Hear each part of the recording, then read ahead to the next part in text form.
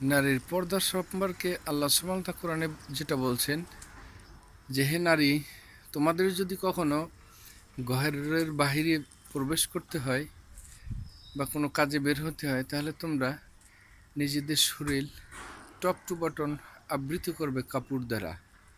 আর সেটা হবে একটু ভারীই হবে, কারণ যাতে তুমি হাঁটলে যাতে তোমার শরীরের আয়াতন আকৃতি যাতে কেউ নির্ণয় করতে না পারে যে এতটুকু মোটা এতটুকু চিকন এইভাবে।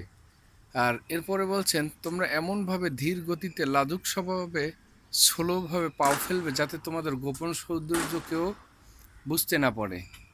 তারপর বলছে তোমরা যখন হাঁটবে তখন মাটির দিকে চেয়ে নিচে মাথা নিচু করে হাঁটবে এবং রাস্তার সাইড দিয়ে হাঁটবে। তাই পর্দা করাটা জরুরি। আর আল্লাহ সুবহানাহু ওয়া তাআলা কেমন পর্দা করতে বলছে সেটাও জানাটা জরুরি।